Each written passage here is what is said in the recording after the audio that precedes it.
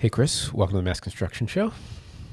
Thank you for having me again, Mr. Kelly. How are you today? Pretty good. I should have checked ahead of time, but I think third time's a charm. I this believe third? so. I 'Cause believe this is the third appearance. Once here, once over at your office, and then this one? This one. Is that? Yeah. Okay.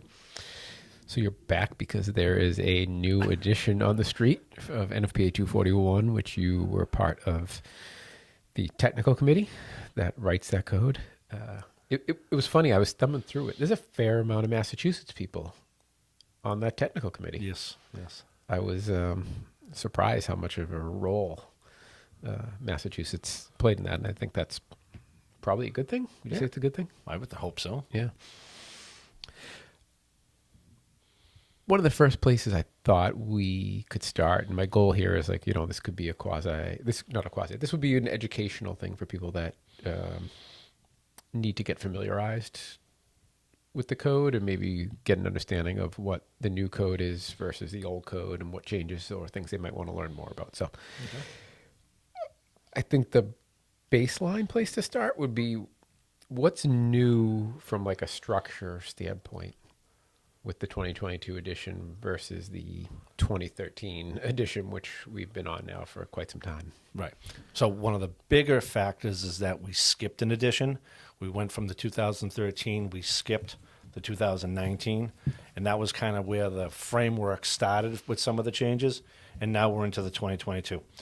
Between editions from what we've looked at from the 2022 through the 2019, we realized that we had a few items that were categorized in the different areas. So what we did is we came together and we put things into a generalized area. We pulled a lot of things that were in scattered chapters and brought it all into chapter 4, into basically the general requirement section. Yeah, 4 is pretty heavy. 4 is thick. 4 is very thick now. Very many pages to that. A lot about sprinkler coverage in chapter 4. Yes.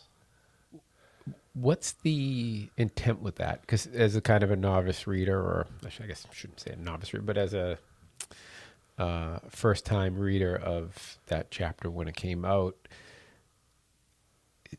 there's some language in there that's a lot of about kind of says like, if required, you should follow X, Y, and Z, but it doesn't say if required by this code or if required by the AHJ. What was kind of the intent behind that?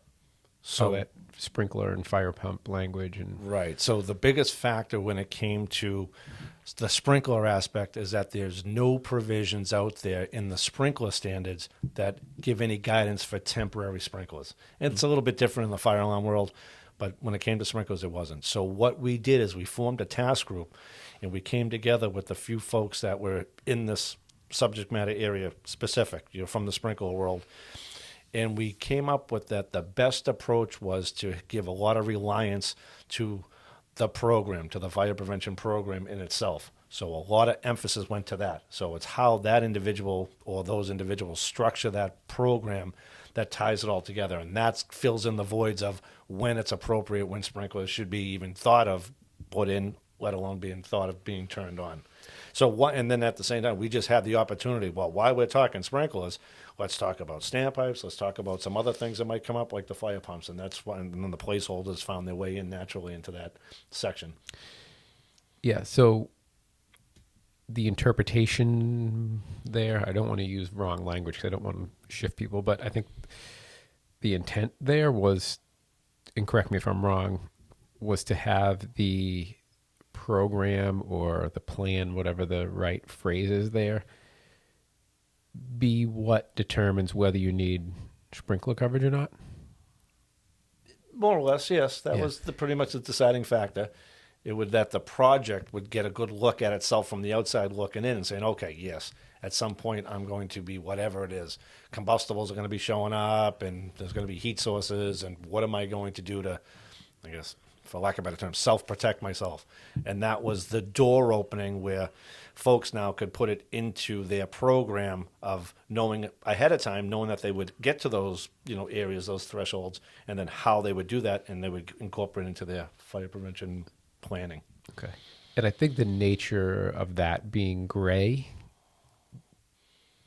gives the person, the construction company, some angst about, everyone likes black and white, right? Like, okay, if this is happening, then you need to sprinkle it. If that's happening, you need to sprinkle it.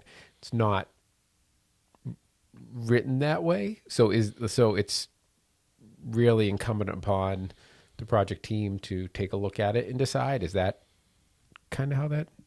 Yeah, I see the industry woes there. I'm sure as long as time allows and folks start getting more involved and in tune with it, I think it'll probably start making that a little bit easier. But in general, yeah, I guess I don't know how else to put it. It was not intended to be arbitrarily vague, but it was intended to have that openness where it could look at itself and say, hey, I have this specific need, or at some point in time, I will have this specific need. What is going to be my approach to get there? And this gave that latitude for folks to figure out how to fill in the blanks, not on the fly, but knowing that, to take a good look at themselves through that lens of the construction portion of it. All right. Yeah, because to me, I looked at it and said, like, okay, this opens the door to sprinklers during construction. It's unclear when that gets used, but it's a door opener.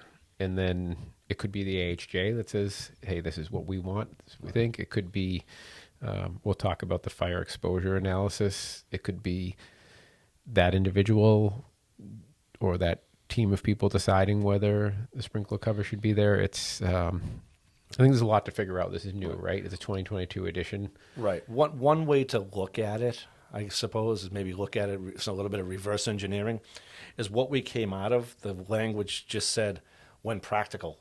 I mean, and that left it so much unanswered, if you will. And that's where most of the folks that were on, whether they were on the sprinkler industry side or on the construction side, had their biggest woes and struggles, and certainly on the enforcer side, had their biggest woes on what does that mean when practical. So at least that kind of put it now in some language that left some folks to, it sounds lousy, but to figure it out for themselves, knowing what their specific needs were.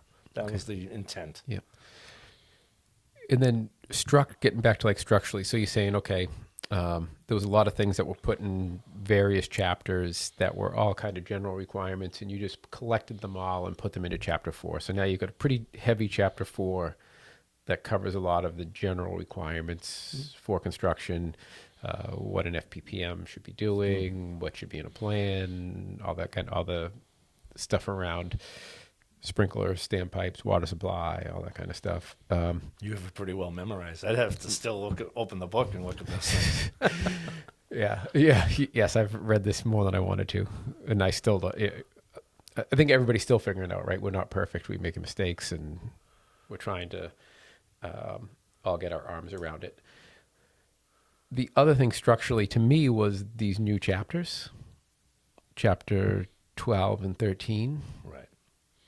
So how does that affect folks? Here's another area where we've had a skip of editions where we missed the onset of that, because even though those two chapters, 12 and 13, are jumping out at us in Massachusetts as being brand new, only one chapter is mostly new.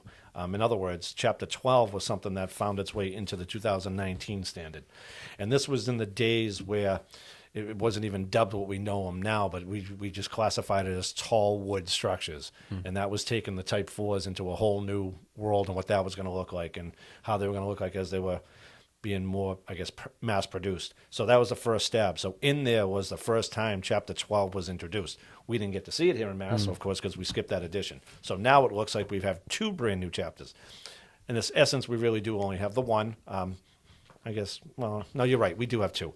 But the where we, again, where we improved the document, not only with restructuring, we also picked up on an area where we were getting a lot of feedback, if you will, of what was really taking place out there, what was burning down. And that was what gave birth to the Chapter 13. So when you look at the two, Chapter 12 and Chapter 13 are almost mirror images of themselves. Yes. However, the difference with the Chapter 13 is there was height and areas in certain dimensions that got involved, and I don't know exactly how those numbers came about, but I'm sure there was some scientific research that played in with, that assisted some of the folks that come up with that. Yeah. It looked like, especially some of the heights, like the 40 feet number, that's a pretty typical number in building code and for Yeah. standpipes and what heights ladders can reach, all that kind of stuff. That's a good point. I think that's, going back, where NFPA, where they have their own building code, the 5,000, there might have been a reflection that drew it right out of what was already established in another standard somewhere. Yeah. So 12 and 13 get added, 12 being tall mass timber, 13 being, might be off on the wording exactly, but large wood frame structure. And reverting back, getting away from the type 4s and going back into the type 5s built, the conventional 2x4 stick frame built, as opposed where the tall wood was focusing on more the cross-laminated timber arena and, what have you. It comes out of that, the 4x6s and all that stuff. Yeah. One thing I'll ask you, if you have a meeting with 241 folks again, I don't know when the technical committee meets again, but here's my shot at getting a question into it. If we can get them to define tall mass timber, I actually emailed, because I'm a member, you know how you can ask questions if you're a member in NFPA. I asked the question, and basically I kind of got a non-answer from them. But there's no guidelines on what defines tall mass timber. Right. They point to NFPA 5,000 type 4 construction. Right. But if you look at that, that means that a one-story building could be tall mass timber. So Chapter 13 nicely defines height and areas, like you were just saying. If you're this many square feet and this many, or this tall or whatever, you meet the definition for large wood frame structures. Right. But for whatever reason, they don't have something similar for mass timber. Right. And I actually spoke to a company that's looking to do a mass timber project, and it's a potential game changer for them whether they use mass timber or steel based on whether they fall under the requirements of that chapter or not.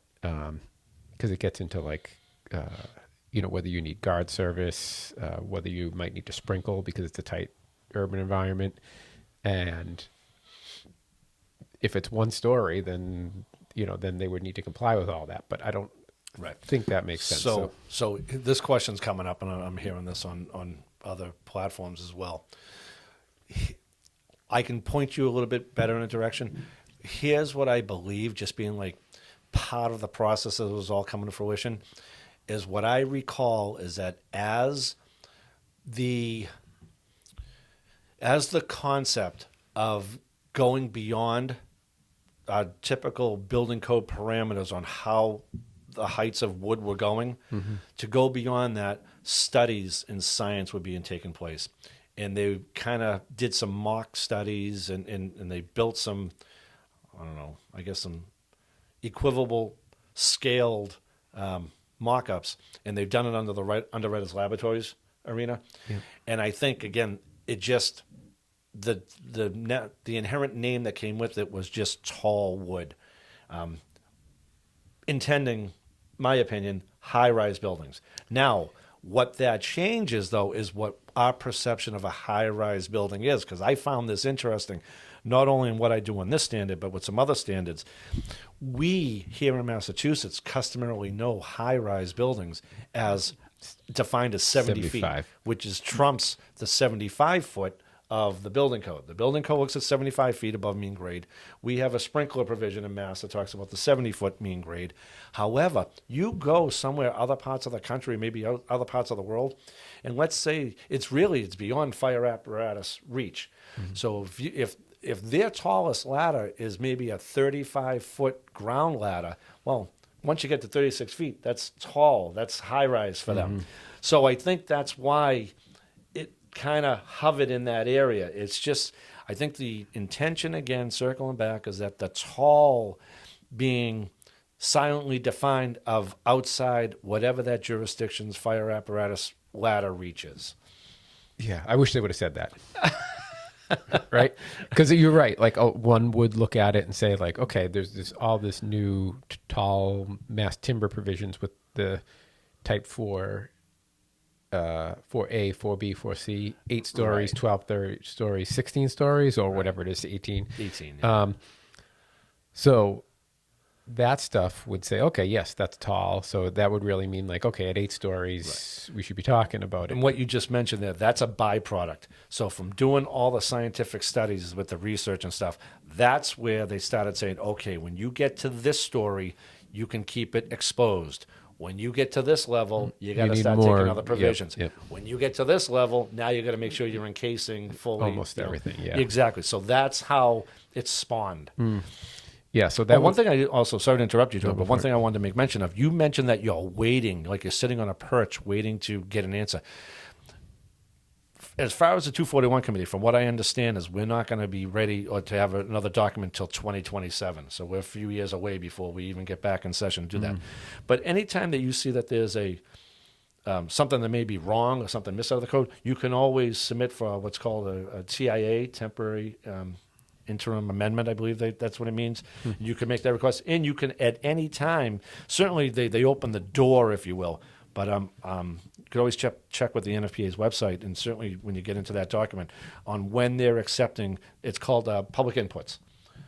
So we go through that process where we receive public inputs, and obviously from the public, from anybody, and we do them obviously in committee.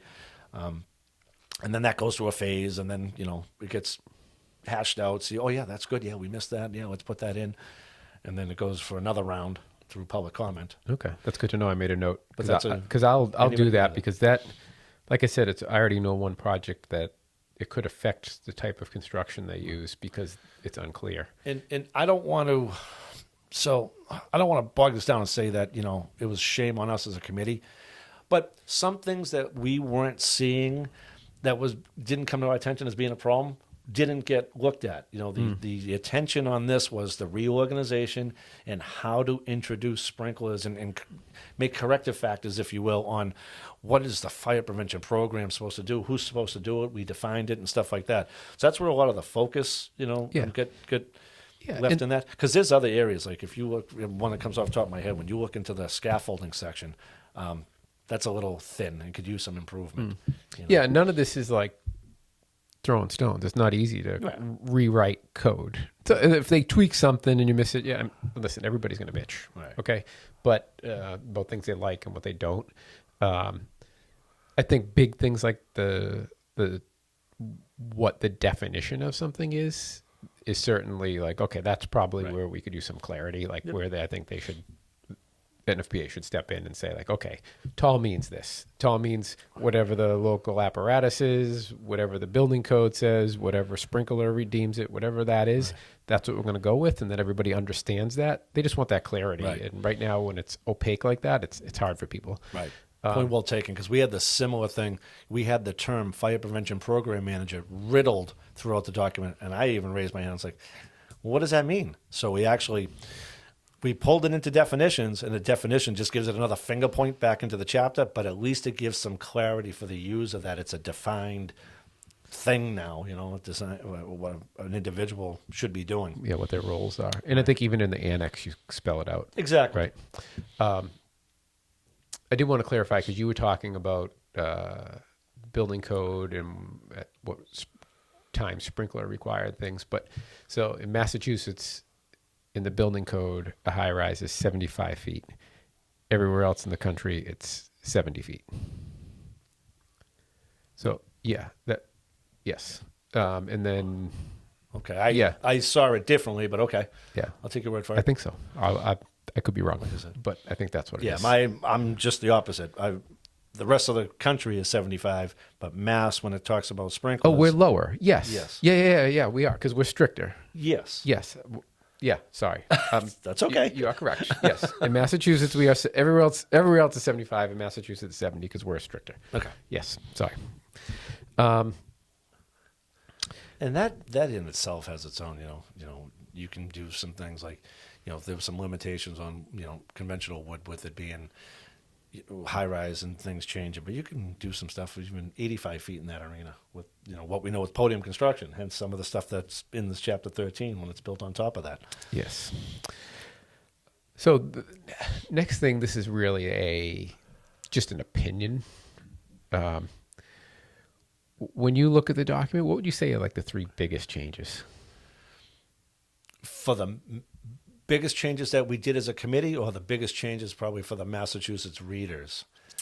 I would just say from an impact standpoint. So if you're a person, whether you're in Massachusetts or outside of Massachusetts, if you need to comply with this, what are going to be the biggest changes where, hey, we'll just use the Massachusetts date, December 9th. On December 8th, you did it this way. Yeah. On December 9th, now you got to do it this way. What do you think is the biggest change? I think the roles and responsibilities of the fire prevention program manager were key things. I think the introduction of the sprinkler protection and trying to give more guidance, even though maybe for some it's not looking that way, but it was intending to give a little bit more guidance on how that looks and how to accomplish that.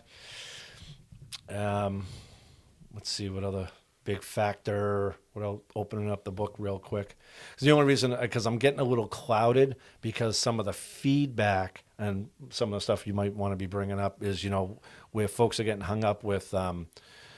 Where probably they're seeing the monetary downstream. They're seeing the monetary side with the hiring of guard service for certain applications, and the hiring of or the extension of time on the hot work processes in those certain applications. So that's the side they're getting the feedback, because the folks on the construction end is, might be saying, oh boy, that's going to cost money somewhere along the way. So that's why I never looked at it through that lens. What would be the third one, Mr. Kelly? I mean, is it guard service? Because guard service wasn't top on my list of what I would have said. Oh, this is the best thing since sliced bread that we need to get out to the construction industry to get them in a better place. Oh, one thing I can add this because I was part of this is we always looked at heating. In some areas we got rid of that temporary, because sometimes you can be using permanent stuff for heating, and we added the cooling piece to it. So I thought that was just good, because that was kind of overlooked and it never should have. Oh, the cooking one, that was the stuff that there's a whole new section, if you will, or an expansion of a section that dabbed on cooking. And again, for me personally, I wasn't seeing the cooking as being the problem in our region, but how others did see, and we talked about it. It made perfect sense. Yeah. So nationally, there's a lot of data on that. Like cooking is one of the top 4 causes of large loss fires. Something? Yeah. We don't see that here. Ours has been the smoking, maybe a little bit of what they might have classified as intentionally done. Yeah, I went into a building with the styrofoam blocks that you fill with concrete. What's the word I'm looking for? I can't believe I am blanking on it. Insulated concrete forms. Oh. So I was looking at one of those, and they had inside the building a grill, like a gas grill inside for temporary cooking for the crew. And I'm like, I was like, yeah, can we not? Can you not keep that inside? That's funny. Only time I've seen that is like it was more like employee appreciations or safety weeks or something. Not so much in the buildings, but they'll have stuff catered, or they'll set something outside, or like for 4th of July, long weekend, Memorial, something like that. I've never come across but from what I hear in other parts, of the country, they're camps. It's possible, I guess, that even the families come along with them and they live there. Or even if you're building something in a more rural location where there isn't a restaurant close by. Yeah. So what do you do at lunchtime? You're going to drive a half hour to get lunch? Yeah. No coffee truck is showing up to the thing. So they need cooking facilities because they got to eat, and makes perfect sense. We don't see it, but yeah, that's a big one. I think one other area that for me, again, personally, was the site access and getting some stuff clarified. Yeah, to make it better on, of course, for what I'm representing is the fire service folks responding. In addition, I want to make sure that the construction labor folks are Protected. absolutely, but, looking at it through that side. Yeah. So, Yeah. So I made some notes. We overlapped on, I had clearly defined knowledge or requirements for FPPM. I thought that was good. I also thought how they delineated between a small project and a large project, what knowledge you should know. I thought that was good. Picked up the same thing as you on the extension of Firewatch to 2 hours yes. on if you fall under chapter 12 or 13, Correct. right? And that was a big thing, and that kind of it's going to be a good reiteration here. So the stuff in chapter 12 and 13 is only if you meet the definitions of tall mass timber or large wood frame construction. If that's the case, you need to comply with those. If Right. you're steel and concrete, you don't need to comply with chapter 12 or chapter 13. They don't apply. Correct. So, and now back to the guard service, that same thing, that's large wood frame. It says that if, it says at all times you need guard service. It doesn't even say when work is not going on. Correct. So the reason that's a big deal is even if it's just second and third shift, but the way that it's written, it's all 3 shifts. You'd have a person there that's a guard. It's however that gets managed. We have some stuff in the previous chapters because the other chapters still apply. This just does some trumping to those, if you will. Mm-hmm. And there is some language early on in chapter 4 that talks about guard service in general. And then this stuff is more specific that would be needed. You mentioned, I just want to slightly caution, we don't throw the baby out with the bathwater in the sense of when you mention the concrete piece. Well, again, here we have the podium, so you will have wood that goes on top of the concrete. Mm-hmm. So it may not be applicable when the concrete is being done, but just keep in mind that it'll follow through. Still be a large protect wood the wood. frame. Exactly. Yeah. It's intended to protect the wood piece. Yeah. And I think it's such a big deal because if you've got a job that's going on for 2 years, you're talking about 200, 300,000 plus right. in guard service alone. So you start to get into some really large numbers, and a lot of these large wood frames are affordable housing, and they look at it as like, okay, hey, if we have to start sprinkling during construction and we have to have a full-time guard there during construction, it starts to decide whether a project gets penciled out. And that's why I think you're hearing so much angst from folks. So I had that. And of course, just to, I guess, defend, none of that was intended to do that. None of the stipulations that were put in were to make it unbearable for somebody to not be able to build something. It was just picking up on, all right, we're seeing, like hot work, for example, we're seeing that things are staying hotter longer. So it got agreed upon, and this was even through some of the folks on the insurance and in the corporation side of it, that they're like, yeah, let's do that. Maybe, as we grow, maybe there's some other things that could be recognized, hypothetically talking about maybe how things like thermal imaging cameras might be able to come into play, and see that. So that's a possibility. And then there's always, discussions to have with your AHJs. Yeah. How about there's the new edition of the fire exposure analysis, if I am getting that acronym right? Yeah, right? I believe it, FEA. Yeah. So again, that's nothing new for 241, but it's new for us in Massachusetts. We introduced that with the Chapter 12 for the 2019. And again, what that was to take into account was what was going on, certainly with our surroundings, or at least that's how I envision it, certainly in this region. It's what to make sure that, well, twofold, that when somebody was doing something, they had a calculated scientific sort of framework to help them say that, okay, yeah, it's going to do this, but yeah, if it does burn, the heat's going to go this direction, and it could take out these, exposures, meaning other, adjacent properties, or whatever the case is, just in itself, how it was going to burn itself. Yeah. So could you maybe, because this is going to be completely new to probably almost everybody listening to this. Right. How would you, like in layman's terms, explain fire exposure analysis? Right. Well, layman's terms, I don't know. I'll try. It's for what I would like to receive would be something that at least identified that they were going to have something and what their intended steps were to mitigate that. For example, if we have traditional phase construction as a project moves along, or as one building to another, all right, they have one that's severely vulnerable at risk, whether that's one burn, but something that they just completed and put some folks in. What have they put in place to make sure that should either one, I suppose, burn, but certainly the one that they're still working on, what was put in place to make sure that that fire wouldn't find its way and put those folks, in risk on that side of it.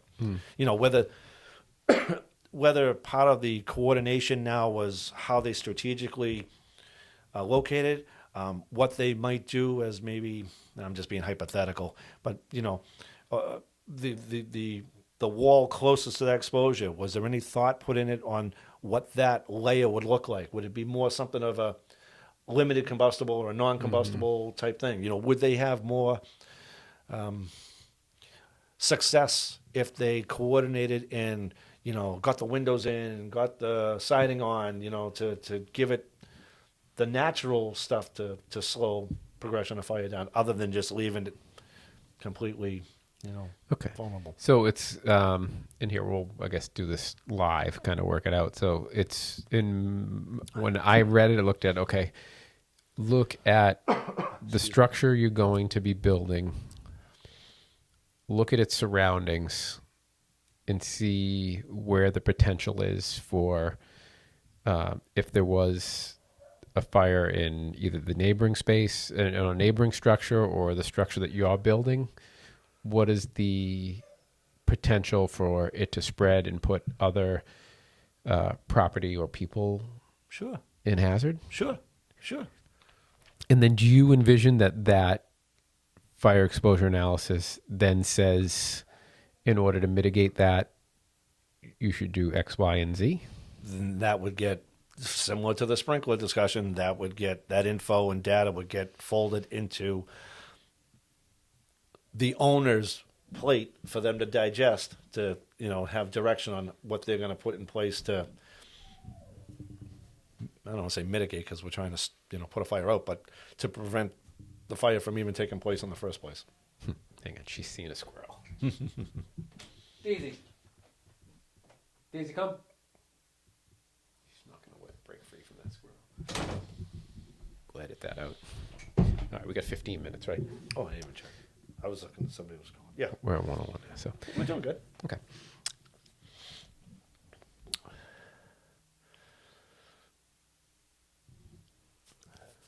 I guess really getting back to the that's another area hitting the wallet again, not intending to hurt the project or not let it happen, but where it may involve some specialized expertise to assist with that, which normally the way buildings were ever built would never get looked at. Yeah. We kind of flew by the seat of our pants. We've always had construction fires, but what we've seen over the last, I don't know, 10 years, I suppose, the magnitude of what really brought it to light that, something's got to be done here, and that's just another one of those areas that it's getting another set of eyes, I don't want to say impartial, but, not necessarily focused on a particular like monetary, aspect to it, and to get some involvement to help out and say, all right, yeah, listen, did you think about this? Did you think about that? Yep. And you think that's going to be the document that decides whether there should be sprinklers during construction? That's my kind of read on it. A portion of it, it's not solely going to rely on that, but a portion of it could say, okay, yeah, when you get to a certain point in construction and it seems like it's the right time that you have that infrastructure in and it's ready to protect that investment or whatever, however they want to wordsmith it, then yes, that might when the owner see or is fed that information, that might help them say, to coordinate with their MEPs to say, hey, let's start thinking about getting that in. That's going to, lower my risk or, eliminate my risk. And it might help them with, okay, yeah, and it made sense to do that with the sprinklers. So a combination of that fire exposure analysis and AHJ input. Probably. Oh, absolutely, yeah. Yeah. Okay. Another one that I would love to talk to you about, because this is obviously more your wheelhouse, firefighter marking, Yes. building marking, whatever it's a longer acronym there, abbreviation, whatever that is. No, acronym. So each building under construction is going to have a marking system. They can look at it. It's NFPA 1 and Annex C. And it shows you it's, a Maltese cross, and it gives you, letter Fields. combination. So each spoke or each leg of that cross, whatever the what you have in the patch there. Yeah. It gives you things to look at. yeah, and it will So- talk about the type of construction, whether it's protected or not, all that kind of stuff. So the biggest, I don't know why I just said that, but let's try to word it this way. One of the bigger driving factors of getting something like that into the standard was, at the end of the day, the end user, when the property catches fire, is a responding fire service. And what the fire service needs is information at the ready. What we were seeing, what takes place normally is that's very hard to come by. But this was something that could be put in place where it gets coordinated, finds its way in a readily accessible location. Depending on where you are in construction, maybe it's just on the site fencing. Mm-hmm. It goes hand in hand with the document box that has all the info on who to call for emergency and stuff like that. But it could give key indicators, depending on if that authority that has jurisdiction found a need for it, that could identify that okay, the building has truss construction, because we know in the fire service that it fails sooner. The study has shown that it fails sooner, so it's a little bit more risk for us. And things of that nature. Forgive me 1 second. Oh, excuse me. So that was the goal there. Here in Massachusetts, what I would expect is this is going to be a slow rollout, if it ever really rolls out fully. It might be spotty. Different jurisdictions might be looking at stuff, because as different jurisdictions catch on to the standard and know that it's an available tool to incorporate, they might buy into it. And then, if you're familiar, Massachusetts kind of has a building marking system established already. We have that slash and that X. Granted, those were kind of had intentions for other purposes. Those were trying to identify that a building was vacated, sort of uninhabitable, if residential, whatever, and that it was having some issues with some interior and or exterior structural compromise piece to it. So that's what that got been put in place for. And that's, something that it's kind of easier. It's simplified. It's either one or the other. And we kind of just adopted, we kind of just adopted the X to be used for everything, and it just, again, it never was intended to tell our folks for something being constructed to never go in.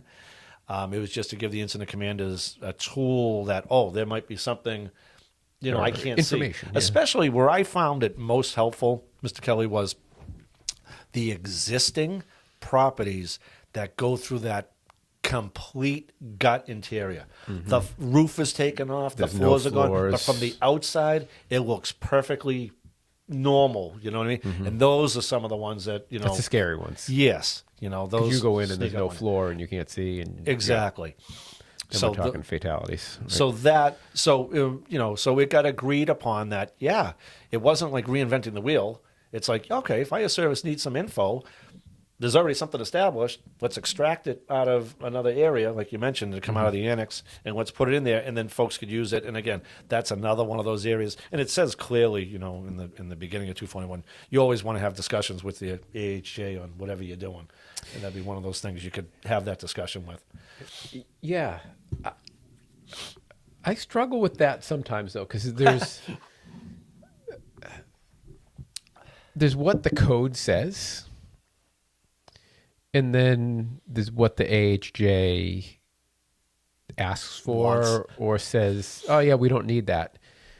But, okay, even if they say they don't need that, that's what it says in the code. God forbid if something goes wrong and you are on a stand and they say, okay, can you read this section right here? What does that say? Oh, it says all buildings should be marked with a firefighter's built.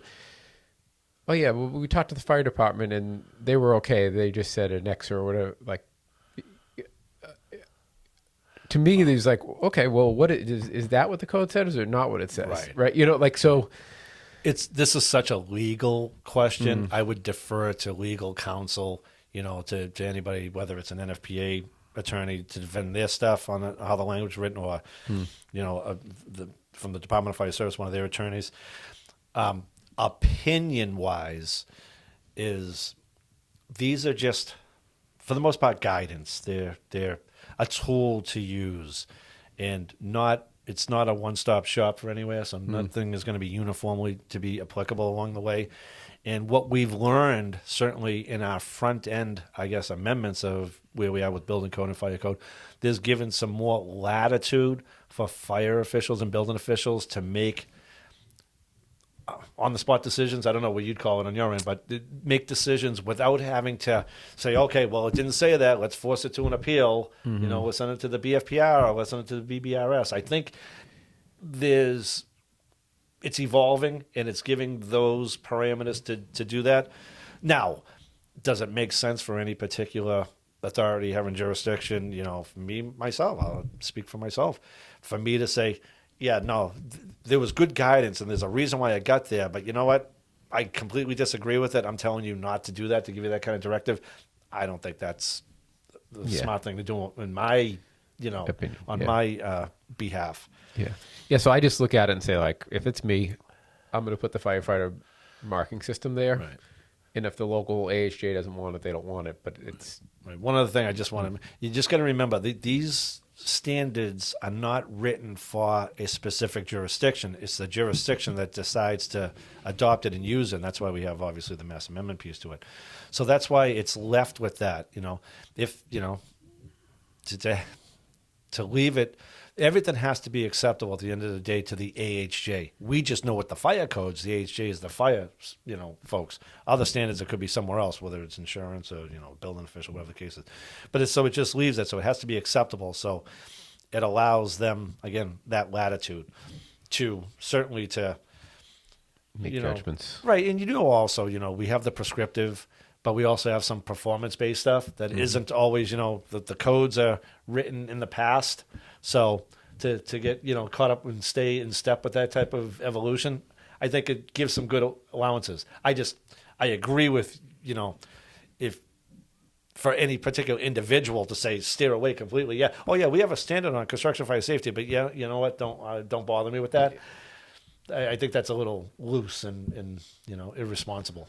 Yeah, and I think even if, as a builder, even if the local AHJ takes that tone, I think you do what the code says, and because like, let's say you show up to some cities in town, they say, oh, you don't need a 241 plan in our town.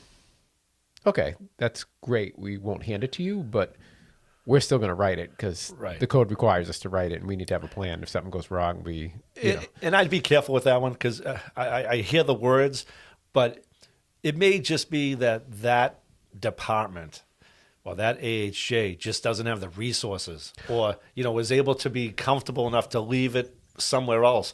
I don't think they're arbitrarily just saying don't fall by it. So I think you're taking the right approach, doing the right thing, and you're putting a program together. They're just not in the need, or maybe they're comfortable enough saying, yeah. Maybe I was being extreme just to make a point. Yeah. But it's more gray and more nuanced. And you're 1,000% right. Like if it's some town that is a volunteer fire department, it's not reasonable Doubtful to anybody's looking expect at it. them to be able to manage all this, right? So, all right. Well, I want to be respectful of your time mostly because you have an appointment that you got to go to. So, I'm going to go ahead and let you get to that appointment. I think this was good, if nothing else, just to open the dialogue with people, get them to say, "Oh, hey, what's this? Maybe I should go learn more about it." If they do want to learn more, if you're here in Massachusetts, I don't know if you asked me. I didn't ask you if it's okay to mention this, but Chris is doing classes locally to help people, get their arms around what the new changes are. He's on the technical committee, so he's a good resource. Doing some, bring it back to basics and, get the dive in on what the changes might have been. Because that was one thing I wanted to leave you with is you mentioned specifically 241, but just keep in mind what we were into the new NFPA 1. Chapter 16 was completely rewritten. Chapter 16 also has some mass amendments pieces that are in it as well. But what I do like is it all got extracted of the 241, almost in its entirety got put in there. So that chapter is quite thick now. Yep. But it's a great place of where it is in the new 2021 NFPA 1 that we're following. Yeah. So if your company would like to learn more, reach out to Chris. You can probably find him on LinkedIn. I'll put his info in there in the show notes like I usually do, and reach out to Chris if you'd like him to come talk with your company. And Chris, appreciate you coming by and having a nice little casual conversation about 241. Thank you. Happy to help. And maybe the next time we can actually dive into the plan. That's improved how to pre-fire. get the info, but we got to talk about the plan. Pre-incident or pre-fire plan. What the fire safety plan is, what it should look like. Yep. Sounds good. All right. Thank you, folks.